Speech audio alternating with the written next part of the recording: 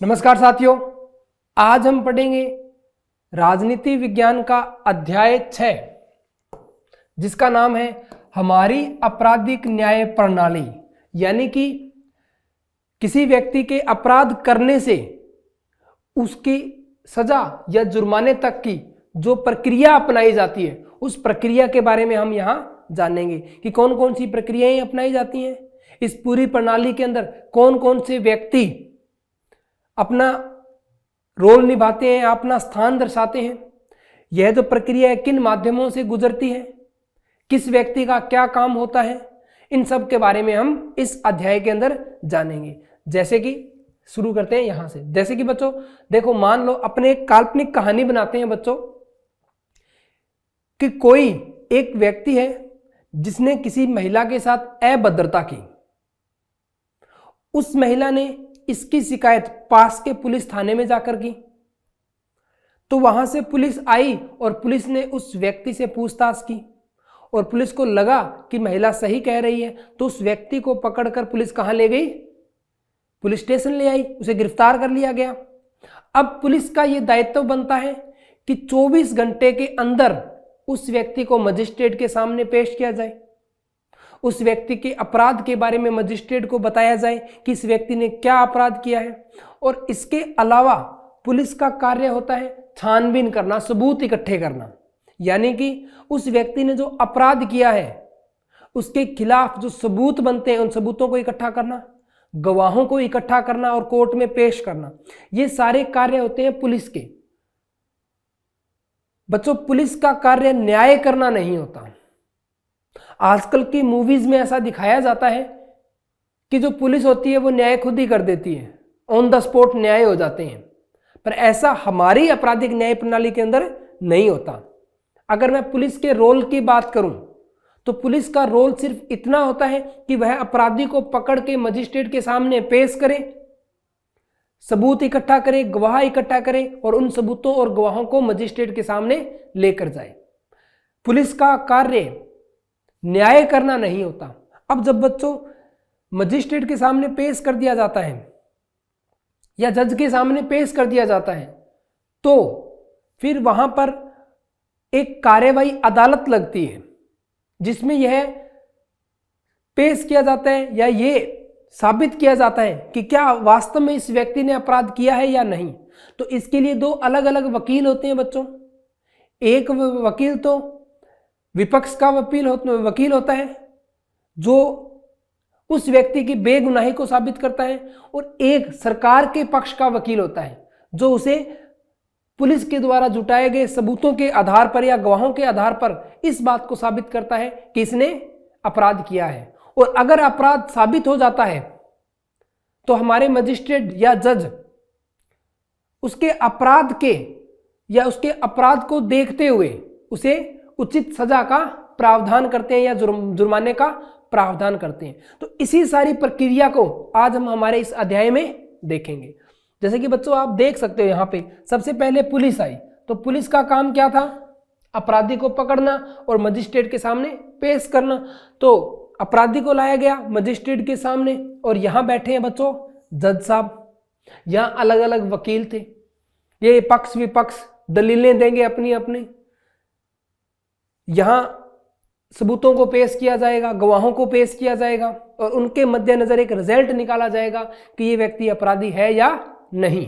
यानी कि अगर मैं बात करूं कि इसके अंदर किन किन की भागीदारी होती है तो उसमें पुलिस, सरकारी वकील बच्चों जो राज्य सरकार की तरफ से होता है, बचाव पक्ष यानी कि उस व्यक्ति के पक्ष का वकील जिसे अपराधी मानकर पुलिस लेकर आई है, और न्यायाधीश यानी कि वो जज जो इस अपराध का फैसला करेगा कि इस व्यक्ति ने यह अपराध किया है या नहीं, सबूतों को ध्यान में रखते हुए।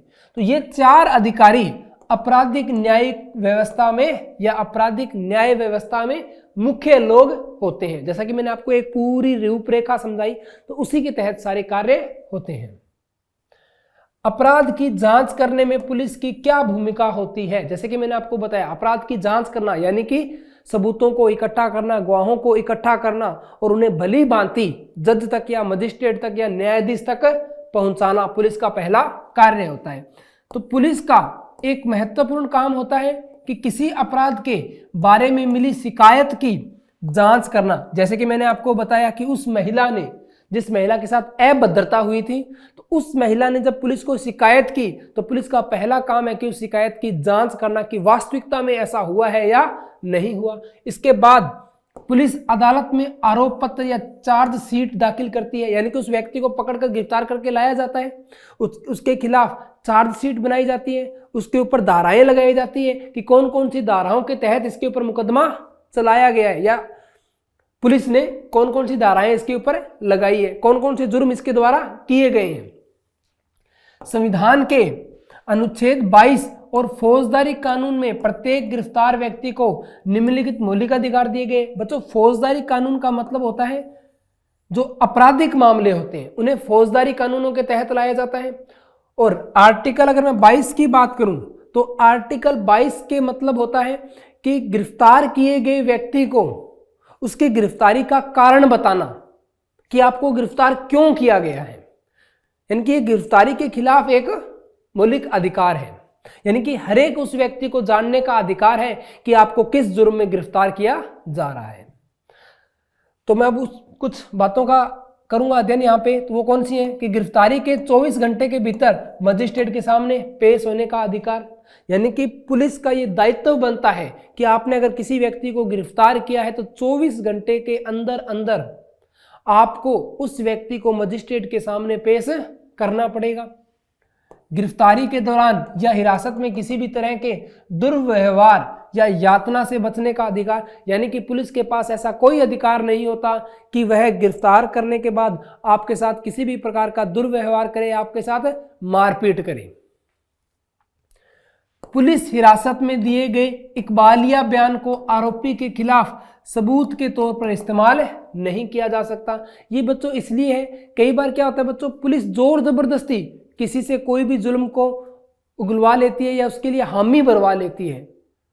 तो अगर ऐसा होता तो फिर पुलिस हर एक व्यक्ति के ऊपर या हर एक व्यक्ति को टॉर्चर करके उसे उसके जुल्म को ना करते हुए किसी जुर्म को फिर भी उसे मनवा सकती थी। तो फिर ऐसी गवाही कोर्ट के अंदर मान्य नहीं होती।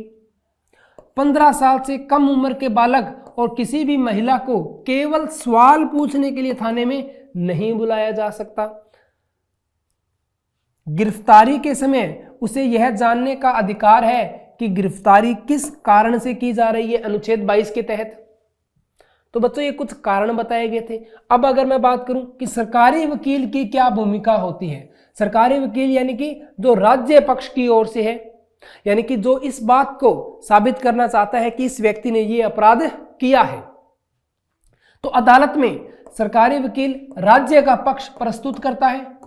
यानी कि पुलिस की ओर से यह मैं कह सकता हूं कि जो पुलिस ने चार्जशीट दाखिल की है उस चार्जशीट का बचाव करता है।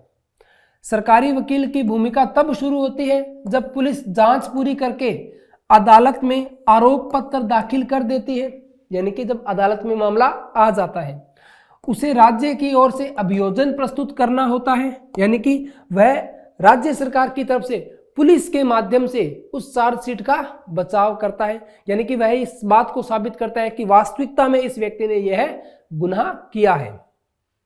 और न्यायालय के पदाधिकारी के रूप में उसकी जिम्मेदारी है कि वह निष्पक्ष रूप से अपना काम करे और अदालत के सामने सारे ठोस तथ्य, गवाह, सबूत पेश करे जो पुलिस ने आपराधिक मामलों के तहत जुटाए हैं, और तभी अदालत सही फैसला दे सकती है। अब मैं बात करूं कि न्यायाधीश की क्या भूमिका होती है। तो बच्चों न्यायाधीश क्या करता है, पहले वह पक्ष और विपक्ष के दोनों व्यक्तियों के बारे में सुनता है, उनके द्वारा पेश किए गए सबूतों को देखता है, गवाहों को देखता है, और फिर एक सब विवेक को देखते हुए अपने एक फैसला लेता है। तो वे निष्पक्ष भाव से और खुली अदालत में मुकदमे का संचालन करते हैं। वह कानून में दिए गए प्रावधानों के हिसाब से दोषी व्यक्ति को जेल भेज सकते हैं या उस पर जुर्माना लगा सकते हैं या एक साथ दोनों तरह की सजा दे सकते हैं। यानी कि जुर्म जो था कितना जघन्य है, इस आधार पर उस व्यक्ति की सजा का प्रावधान कर सकते हैं, उस व्यक्ति के लिए उचित सजा को चुन सकते हैं। अब मैं बात करता हूं निष्पक्ष सुनवाई क्या होती है। निष्पक्ष सुनवाई का मतलब बच्चों कि दोनों पक्ष अपने बचाव के लिए पूर्णतः स्वतंत्र है, हर एक प्रकार के गवाह को वहां लाया जा सकता है, और जो कार्यवाही होती है ये किसी बंद कमरे में नहीं होती, इसके अंदर किसी भी व्यक्ति को उस कार्यवाही को सुनने का अधिकार है। यानी कि संविधान के अनुच्छेद 21 में जीवन के अधिकार का आश्वासन दिया गया है, यानी कि जीवन का अधिकार आपका एक क्या हो गया, मौलिक अधिकार। इसका अर्थ यह है कि किसी भी व्यक्ति के जीवन या स्वतंत्रता को केवल एक तर्क संगत और न्यायपूर्ण कानूनी प्रक्रिया के जरिए ही छीना जा सकता है। इसका मतलब क्या है बच्चों, मान लो किसी व्यक्ति ने कोई अपराध कर दिया और उस अपराध के तहत उसे फांसी की सजा दी गई है, तो क्या वह आर्टिकल 21 यानी कि अनुच्छेद 21 के तहत कोर्ट में जा सकता है कि मुझे मेरे जीवन जीने का अधिकार दिया जाए या मुझसे मेरे जीवन जीने का अधिकार छीना जा सकता है? तो ऐसा नहीं होता बच्चों। अगर न्याय द्वारा या न्यायालय द्वारा ये साबित कर दिया गया है कि यह व्यक्ति एक अपराधी है और इसे इस सजा का प्रावधान है, तो वह अपने इस आर्टिकल का फायदा नहीं उठा सकता। और निष्पक्ष सुनवाई में यह सुनिश्चित किया जाता है कि संविधान के अनुच्छेद 21 का पूरी तरह पालन किया जाएगा, यानी कि जब तक पॉसिबल हो तब तक उस व्यक्ति को, अगर जब तक उसके ऊपर जुल्म या जुर्म साबित न हो तब तक उस व्यक्ति को किसी भी प्रकार की सजा नहीं दी जा सकती। तो बच्चों, इसी के साथ हमारा ये अध्याय यहीं समाप्त होता है। इस अध्याय के अंदर हमने जाना पूरी आपराधिक प्रणाली के बारे में कि आपराधिक प्रणाली के अंदर कैसे पुलिस, बचाव पक्ष का वकील, अभियोजन पक्ष का वकील और न्यायाधीश अपनी भूमिका निभाते हैं। तो अब हम मिलते हैं हमारे अगले अध्याय के साथ। धन्यवाद।